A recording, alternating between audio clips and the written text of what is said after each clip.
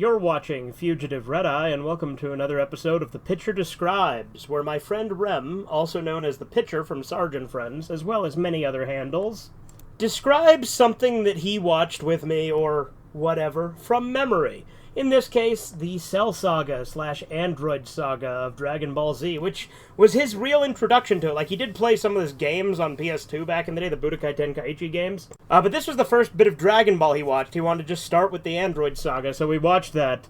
And we did like a disc at a time, more or less, for a while. And then eventually, at the end, we binged the last 3 discs because, as I knew would happen, he got hooked when we got to Gohan Super Saiyan 2 versus Perfect Cell. Alright, well, go ahead and describe the Cell Saga. We're counting the entire Android Saga as the Cell Saga here, so...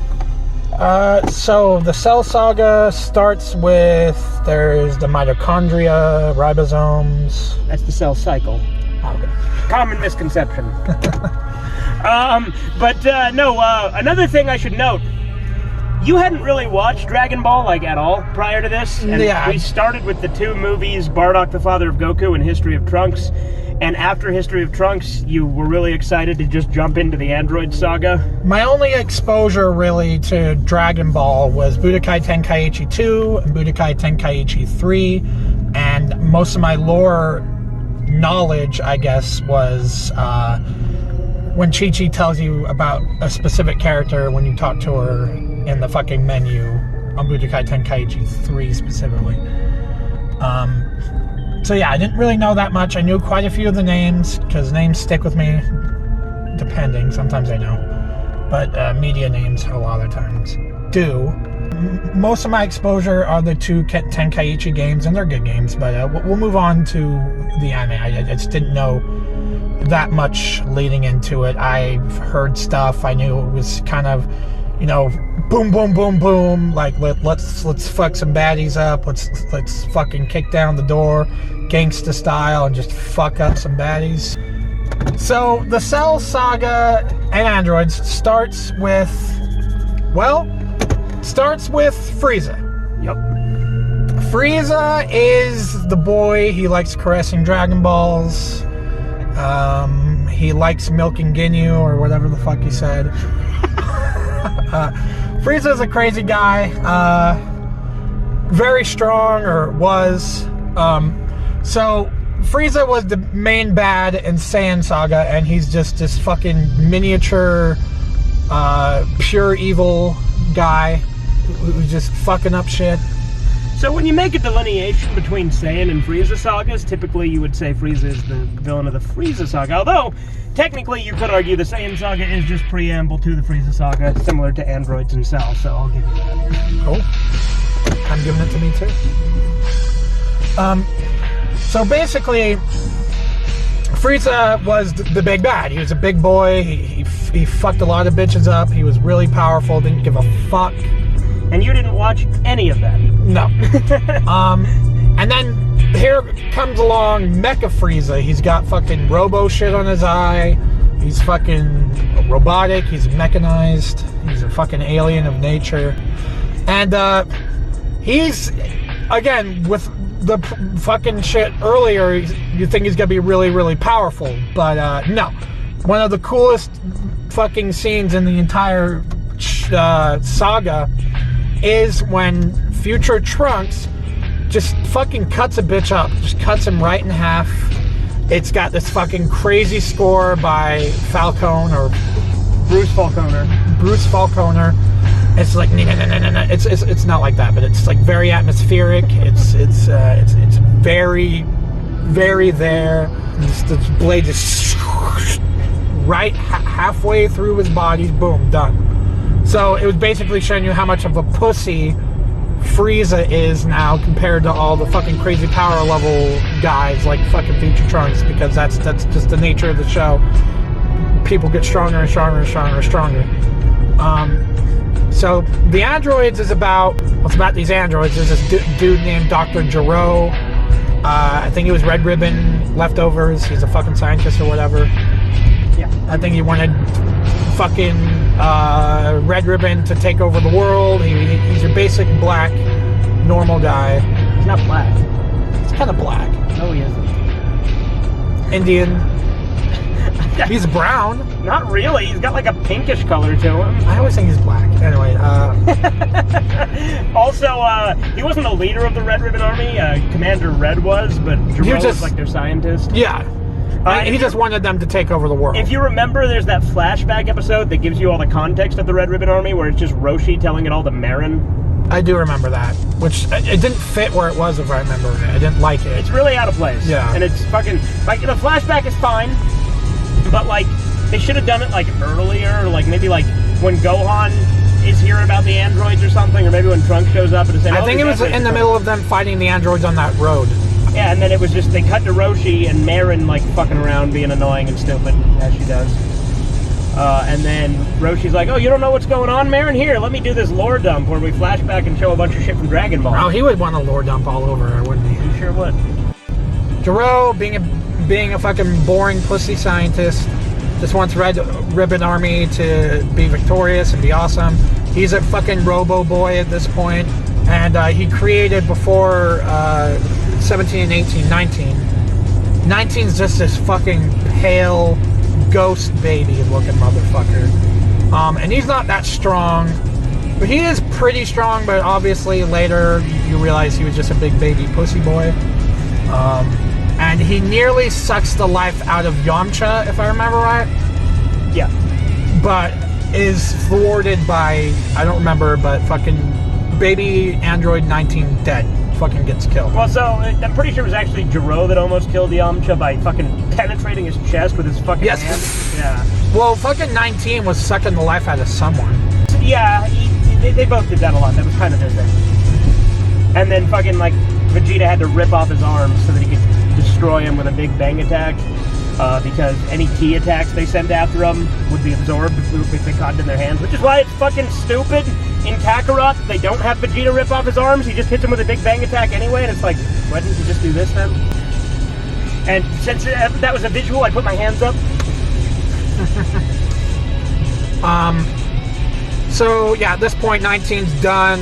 Jiro's like, well, I need to get on this world domination, so I'm gonna fucking wake up 17 and 18. And Jiro, he thinks he's boss bitch. He thinks he's in charge. Hell no. 17 and 18, way stronger than this fucking black fucker. He's not black.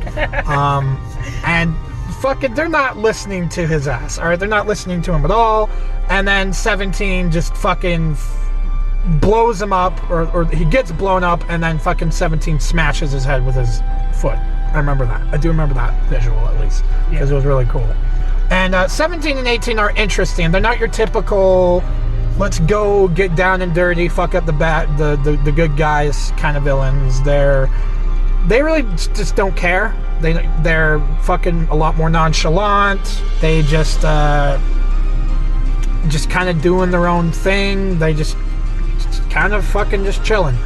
And there is a version of these two that are a lot more evil, but the version that you mainly see are just pretty chill.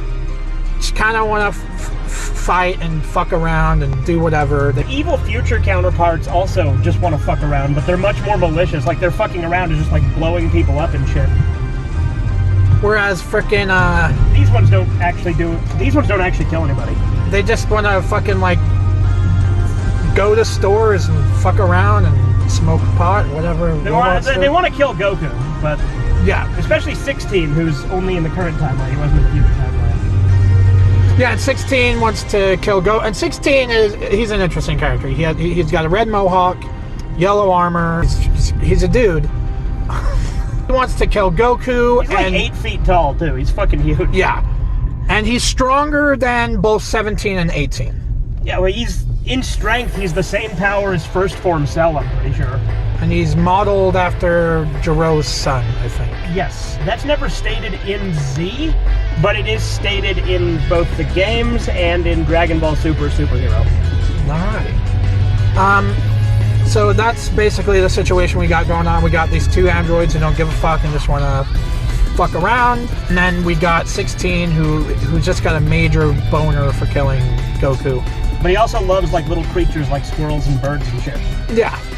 And that shows that he's more of a gentle guy and ends up changing his mind later because His directive to kill Goku was only instilled in him because Jiro wanted that. All right.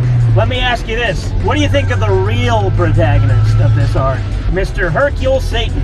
Oh yeah, fucking. Look, in fucking Budokai Tenkaichi 3, there is this fucking game called DP Battle, right? You get limited destruction points up to 15, I think, maybe 20. And basically, depending on how strong the character is, depends on how many ability points they have, or how many DP points they cost. Gogeta was 9, and 9 is the highest it goes. Hirudegarn was like 6, if I remember right. Fucking little Saiyaman, the fucking green alien. Cyberman. There were 2. Hercule was 1. Yeah. You'd agree Mr. Satan is a hero, right? No, he's Satan. So he's a devil. He's a demon. Literally would not have been able to beat Cell if he didn't throw fucking 16's head over to talk to Gohan. Yeah. And he takes all the credit, but they want it that way, so they don't know that they're a bunch of fucking weirdos doing weird shit. And also, he is instrumental in the Buu Saga, too, but we'll get there when we get there. Hercule he's a pretty tough guy, but obviously not as tough as all these other customers, but he still fucking gives it his all anyway.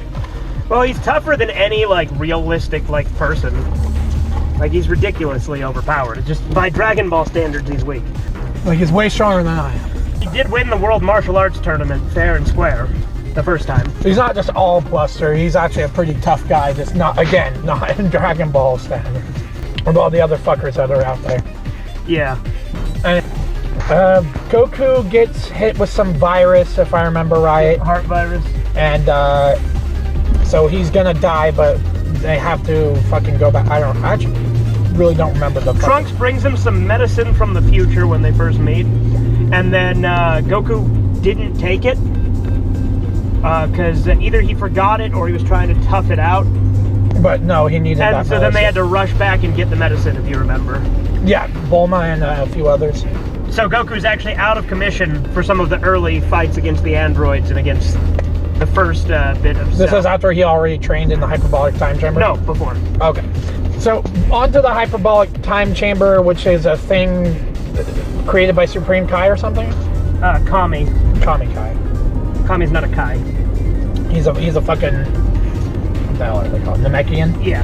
Oh yeah, and Piccolo fuses with Kami. It is Kami to become pretty strong, but not as strong as other people in the... I mean, it puts him on the level with second form Cell. Not as strong as fucking Perfect Cell or Perfect Mode Cell or fucking Cell. You remember Tien also holds his own against Cell for a minute, even though Tien is no fucking match for Cell, but he just keeps spamming Tri-Beam on him to hold him off so that the others can get away, if you remember. Tien actually does shit. Well, that's one thing I remember. A lot of people just kind of stand around and do nothing a lot of the time. That you gotta get used to that. That's Dragon Ball Z. And Krillin. I remember Krillin... There was like this really fucking big decision that Krillin had to make between either killing Android 18 or letting Cell absorb her, right? Become perfect, and you couldn't do it because he had feelings for fucking 18 at that point. And then he ends up absorbing her and becomes perfect And Cell. Vegeta intentionally lets Cell absorb her because Cell's like, you know, you wouldn't have been able to handle me if I was in my final form. And he's like, oh yeah? And then that's true. Vegeta was actually kicking his ass, was way stronger than Cell, but then once he absorbed 18. But his hubris, he's like, oh yeah, you got a perfect form? Let's see it, bitch. Gohan also does fucking Super Saiyan shit. And here's Gohan in a nutshell. He's allegedly Goku's son. He's definitely Goku's son. He's Goku's son, and he has got one major fucking... He's strong. Yeah. he's got hidden potential that's been built up for the entirety of Z. And Goku starts picking up on that. Especially in a hyperbolic time chamber, if I remember right. Yeah. Because then that's when Goku's like...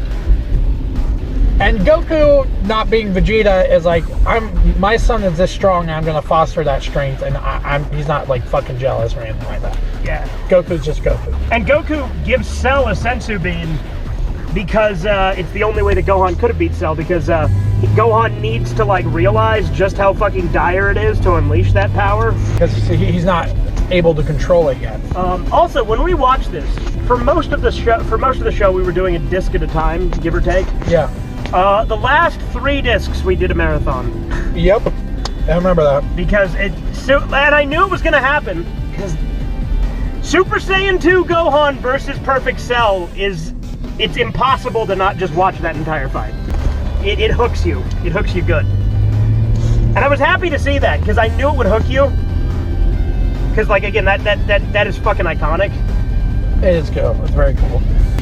I also like that when they fight Cell, everyone goes against Cell, and, like, Vegeta starts helping, Piccolo starts helping, everyone jumps in. And the father-son Kamehameha or whatever fuck it. Yeah, father-son to fucking destroy Cell. Yeah. What I was saying is, a thing with Gohan also happened, because Gohan was leagues stronger than Cell once he fucking unleashed. And he was just toying with him and just fucking playing mind games with him, but then he's like, no, go on. Let's fucking get you to your fullest potential. Fucking die and come back with the sensu bean or whatever the fuck it was. No, it wasn't that. It was, he didn't do the exact same thing as Vegeta. He was just toying with him. He fucking roundhouse kicked fucking 18 out of Cell. And then, it was just fucking bullying him. And then he got distracted. And then Cell's like, well, I got this bomb inside me that'll kill us all. And so then, it was a sensu bean that came... No, Cell has regenerative abilities. Oh, okay. There's another reason the sensu bean actually didn't matter. So Cell was going to blow himself up, and then Goku, quick decision, teleports himself and Cell to King Kai's planet, so that it doesn't kill the Earth, but it kills him and King Kai. Poor King Kai. Yeah. Which, granted, King Kai's world's already in the afterlife, but still. And Goku was supposed to stay dead at that point. So there's so much crazy shit going on, and then also Cell just has a fucking world-destroying bomb in it. Yeah. Any final thoughts? Shit was cool. Shit was rad. Yeah. Yeah, Gohan, I like Gohan a lot. It is sad because I know from what you told me that he doesn't really become the main character. He just kind of fucks off and becomes less important, which is a shame, because I do like Gohan quite a bit. I like the idea of this hidden potential a lot. Yeah.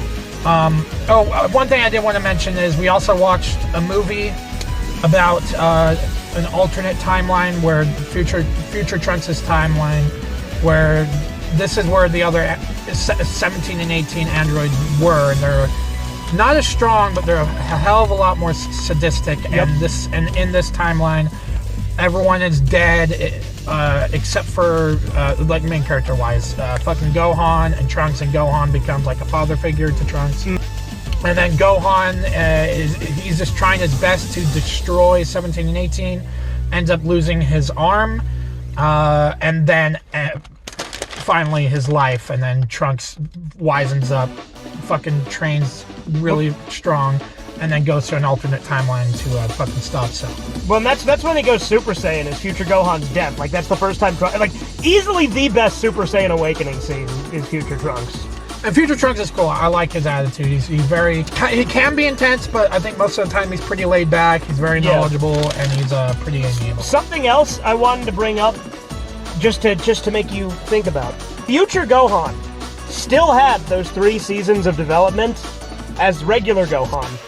But because he didn't have Goku around to foster that strength, he was just hopeless against the androids. So he just wasn't as strong. Like, he was trying as hard as he fucking could, but he didn't have Goku to guide him. And since he'd already lost everyone, he can't really, so it's, So, obviously, even in as an adult life, he was just not as strong as... Well, Future Gohan's adult life was fucking horrible. Like, Goku died when he was pretty young, the androids showed up, and for fucking years they've been annihilating this fucking timeline and just killing people left and right.